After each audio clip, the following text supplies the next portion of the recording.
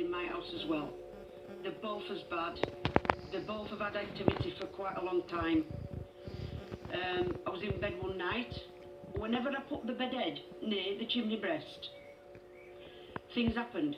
And the first time I ever saw this thing happening, it was sort of crawling upside the bed. This black thing. At first I thought it was a lady with long black hair. And as it stood up, it was very tall, very wide, and I realised that it was a monk. Never seen his face, never.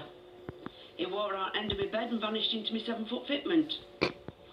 The day after I did destroy the fitment, because I was thinking, oh, well, it's living there. Moved the bed. 3-4 months later, was it in his mind, put the bed back. Lo and behold, within weeks, it happened again. One day, the lady that did live in the house next door, Mrs. Mountain, came round to Jean's, and she shouted upstairs, and she shouted, Jean, are we having a cup of tea? And Jean answered and shouted, oh yeah, Elsie, put kettle on. And as they were looking up the stairs, this grandmother clock just started swaying, and then it ended up at the bottom of the stairs in pieces. And many times there was someone tapping her on legs. And as she's coming downstairs, there's bedding off every one of the beds, following her downstairs. And she heard a buzzing noise in this back bedroom. And she didn't know what it was. Anyway, she went in. She said, oh, what could that be? And as she opened the wardrobe door, all these bees come out and stung her. And she was a bit of a mess. But Jean being Jean, nobody's moving me out of my house and I'm stopping here. And that's why she stayed here as long as she did. The banging, the knocking, the doors rapping still happens to this day.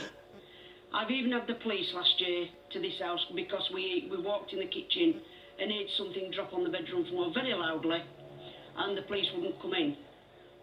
One day a gentleman that used to live over the road in the flat was knocking on the door, and he was saying, Jean, I didn't tell you.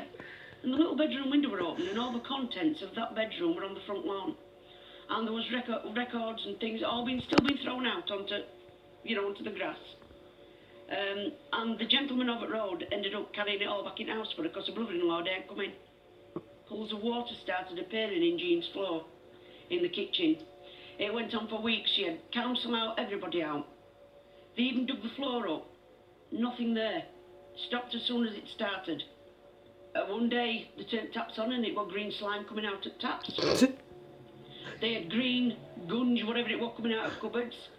They had it analysed and they couldn't tell if it were animal, material, plant, whatever. Getting really bad in this house, and she says, I'm telling you now, if that's starting up again in my house, I am leaving. And within a couple of years she was gone.